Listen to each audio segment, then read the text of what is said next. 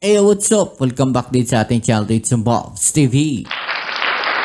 Alright, so tayo nagbabalik ulit mga babayan para sa isa na namang reaction video at yan ay pag-uusapan natin ang mga balitang ating nasagap. Okay. So ito po ay mula dito sa channel ni Philippines Trending News. Sa mga hindi pa po nakasubscribe sa channel ni Philippines Trending News, nandiyan po sa ibaba ang full video link. I-click nyo lang po at subscribe at supportahan natin ang kanyang mga video uploads. At syempre kung kayo naman ay bago pa lang po dito sa ating channel, huwag nyo naman pong kakalimutan pakilike ang ating video para mas marami pong makapanood. Alright? At syempre don't forget to subscribe and comment dyan sa comment section at i-click ang notification bell para ma-update kayo sa mga latest video uploads sa atin. Alright? So ito na nga mga babayan, no? China naduwag. Hindi pumalag. Pilipinas tagumpay lang sa West Philippine Sea. Huhukayin na. Aalamin natin yan at pag-uusapan. Alright? So shoutouts muna tayo sa mga bago na subscribers dyan. At huwag na natin patagalin, umpisahan na natin to. Let's go!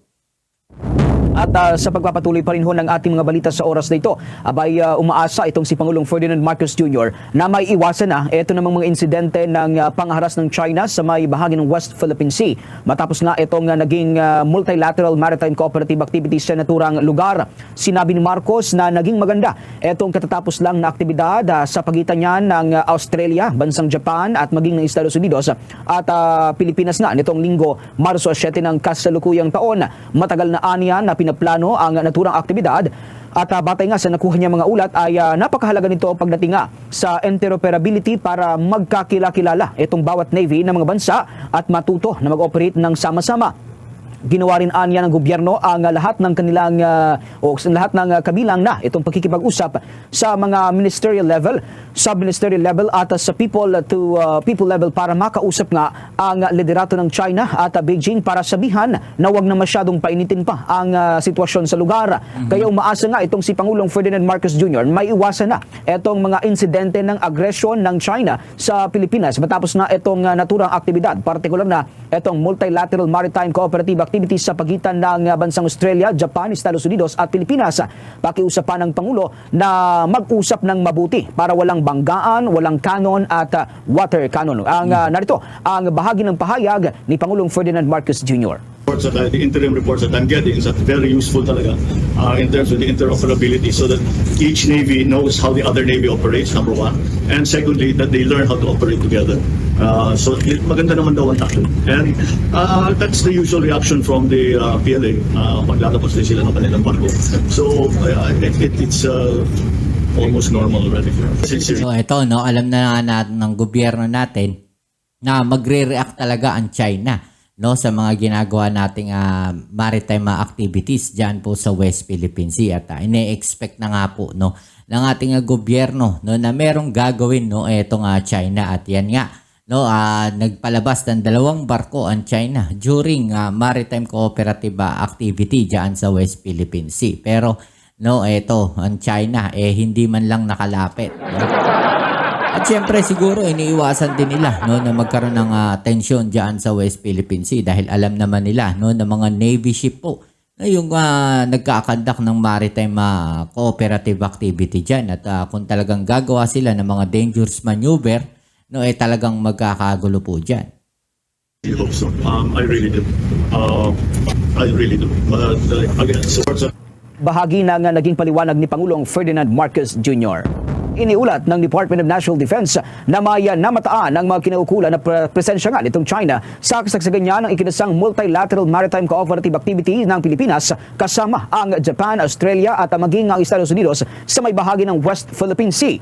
Ayon kay Armed Forces of the Philippines Chief of Staff General Romeo Browner Jr., mayroon silang na-monitor na 2 People's Liberation of Army Navy ship ng China. Ito ang bumubuntot sa mga barko ng naturang mga bansa sa kasagsagan ng naturang mga aktibidad. Gayunpaman, ay sinabi ng general na nanatili itong nakadistansya na may layong 6 nautical miles mula yan sa mga barko ng bansa ng kalahok na sa aktibidad at wala rin naman aniyang ginagawang anumang aksyon ng mga ito upang hadlangan ng maritime exercises na kanilang isinasagawa.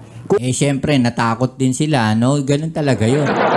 Mag-observe na lang sila at palusot lang ng China, no, yung sinasabi nila na meron din silang kinakandak, no, na training dyan sa West Philippine Sea na natapat, no. Ano na lang yun, parang palusot na lang nila yun.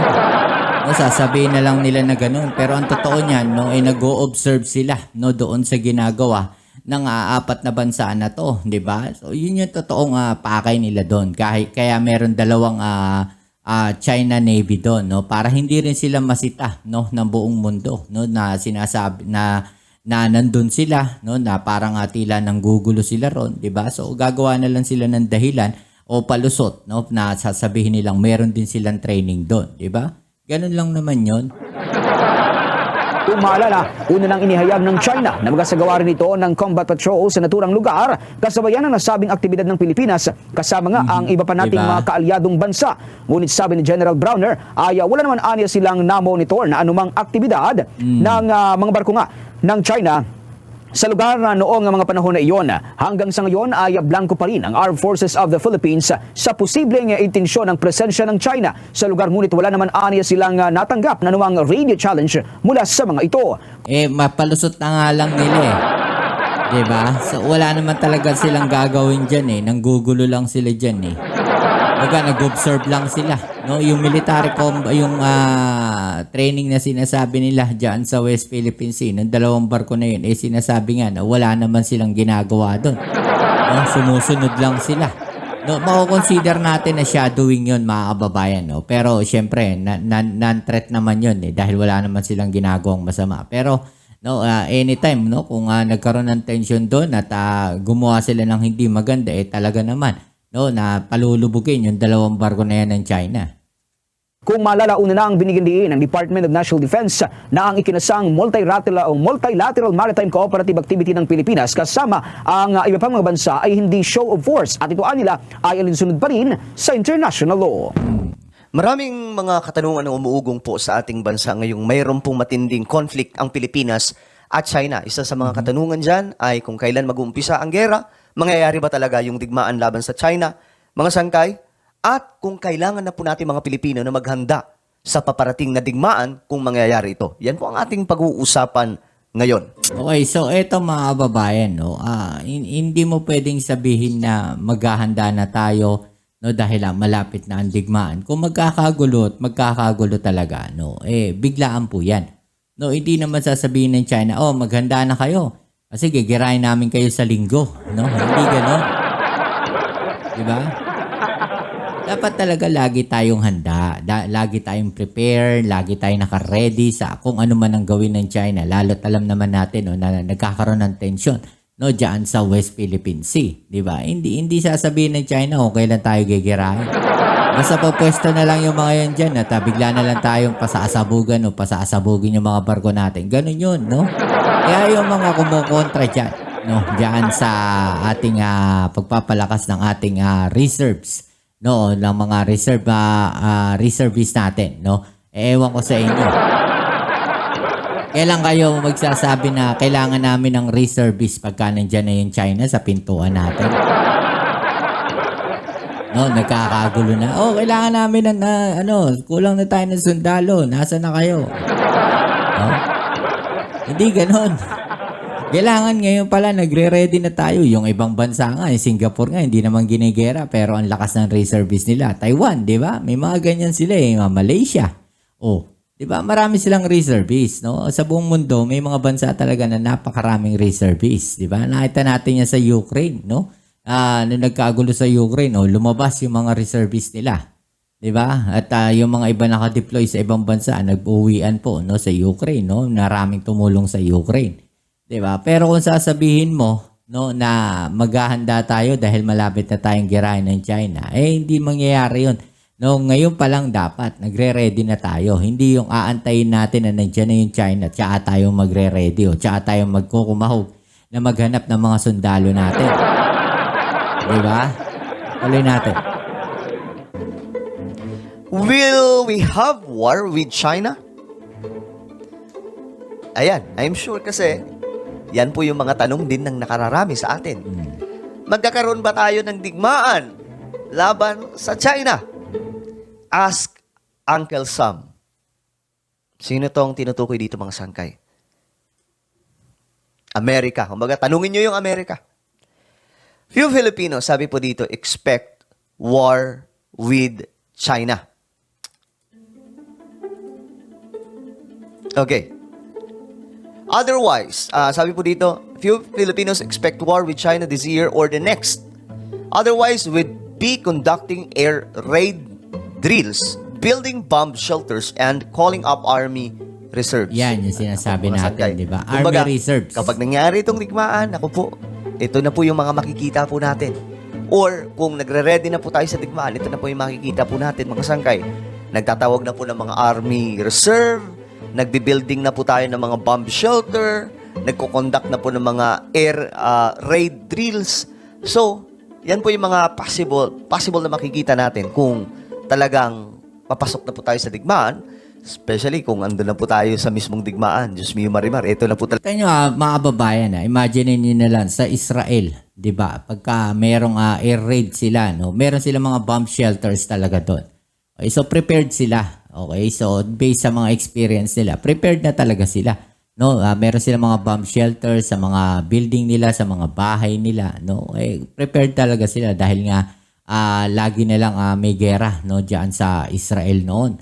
No, at na ngayon nagpapatuloy pa rin, 'di ba? So ito natural na nakikita natin 'to. Pero too late na, no, kung ngayon kung sa during time ng kaguluhan tsaka tayo gagawa ng mga ganito. Talaga yun. Ngayon, mga sangkay, malaki po ang magiging damage nito sa ating bansa sa totoo lang. Kung magaganap itong ganitong klaseng sabi po dito, stocks of the peso would tank. And we would hoard rice, medicine, oil, and other essentials imports. Plus, Filipinos in China, Hong Kong, and Macau would have to brace for evacuation. Yan po yung malaking problema, mga sangkay. Kung magkakaroon po ng digmaan. Ayon po dito, but those warning of war, including President Ferdinand Marcos Jr. himself, portraying the Philippines as the front line of a possible ASEAN conflict. So, ngayon mga sangkay, dito, pinaliwanag sa article na ito na kagaya po nung nangyari sa Ukraine. Ang Ukraine din po ay winarningan nitong Russia. Kasi at that time, yung Ukraine, before po mag-start ang war ng 2022, nag-warning po ang Russia na wag niyong susubukan na pumasok dito sa NATO. Kasi ang iniiwasan po dito ng Russia na baka tutukan po sila ng nuclear. So balik, kasi dikit po yung Ukraine at Russia, dikit na dikit po yan mga sangkay. So kung papasok ang Ukraine sa NATO, parang wala na pong bukas na po talaga. Open na po yung bansang Russia. Kaya nag-warning po doon si Putin na huwag niyong susubukan kasi madadali tayo dito ng nuclear. Ngayon, hindi nakinig. Bagkus tulak ng tulak itong sila Uncle Sam. Itong Amerika, mga sangkay. Then, anong nangyari? Bigla na lamang pong nabalitaan natin na nag-occupy, nagkaroon na po ng invasion itong Russia sa Ukraine. Alright, so yung mga babayan, no? Walang mga possible talaga na posibleng mangyari dyan, no? Magiging frontline talaga tayo, no? Dahil nga, isa tayo sa strategic, no, na bansa na dito sa Asia, no? Na para maging depensa at maging opensa. No, sa nakikita natin yung posisyon natin, no, yung bansa natin na it's either nakataligod tayo sa Pacific Ocean at saka nakaharap tayo sa South China Sea. Okay, so nasa gitna tayo mga babayan, no? Kaya nga gustong-gusto sakupin ng China yung kabuuan ng South China Sea. No, gusto nilang ma-handle po 'yan, no? Mahawakan yung kabuuan na 'yan para magawa nila, no, kung ano yung gusto nila at included na nga po diyan yung Taiwan. Okay? So kung magkakaroon ng kaguluhan mga kababayan, yang area na 'yan, yung South China Sea na 'yan, yung Taiwan na 'yan, no? Ang unang kailangan masakop, no, o mabawi, no, ng Amerika o ng mga ally forces, no, bago sila makatungtong, no, ng mainland China. Okay, so alam naman natin, no, na napaka-high-tech na ng gera o ng digmaan ngayon, 'di ba? At isa rin sa nakikita natin pwedeng maging kalaban ng China is yung India, no, dahil alam naman natin na meron ng border conflict yung dalawang bansa na 'yan, no. So maraming fronts ang haharapin ng China kung sakaling magkakagulo. Kaya sa tingin ko, hindi susugal ang China dito. Okay? So, yan muli. Maraming salamat sa lahat ng mga patuloy na kasuporta dito sa ating channel. At kung bago ka pa lang, please don't forget to subscribe, like, share, comment dyan sa comment section. Kita tayo sa ating next video. Ito muli ang inyong Kuya Mobs, it's Mobs TV. Peace. I'm out.